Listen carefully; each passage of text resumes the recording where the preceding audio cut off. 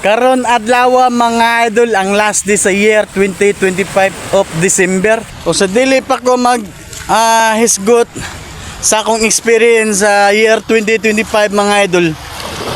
Ako sa i-greet og happy birthday nga ako ang magawang Mera Mabia. Nakakaroon nagpuyo sa isla nga Sagasa mga idol. Kauban ng iyang pamilya. Nang Mera, ma-happy birthday ni mo diha nang og pag-camping mo diha. Pasensya gyud kayo nang wala jud koy matunol mo sa gamay. Kay laba pasad ko nga nang wala nanganglan og kwarta nang. Karon nga New Year nang wa gyud kwarta magamit gyud. Og karon mga idol, ako i-recap ninyo nga akong experience ni 2025 mga idol. Grabe. Di na ako malimtan nga experience mga idol nga nasakit ko. February. Gika na to. Naka-recover ko sa akong gibati mga idol, mga 3 months hapit. March, April, May 3 months kapin. Grabe akong experience ato mga idol.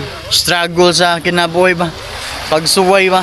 Kay siyempre di ta pwede nga mo surrender kay pamilyado ta. Natay mga anak nga gina-pa-eskwela na to. O gikan sa October 2 pagsunod nga buwan sa November nagsunod pud ang bagyo mga idol no? Si Tino. Ang mga tao mga idol murag maglibog unsay angay buhaton no?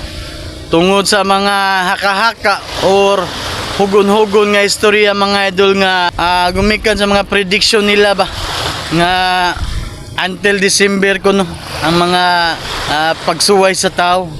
Pero pinaagi sa atong mga pag-ampog pagsalig mga idol, ang Ginoo lang gyud nakaibaw sa tanan nga bugtong amahan nga makagagahom sa tanan mga idol nga nakasayod sa posible nga mga mahitabo mga idol. Og year 2025, I love you ug salamat kayo. Karon adlaw mo last day of December 31. Kamo mga idol, unsa inyong experience sa year 2025 mga idol?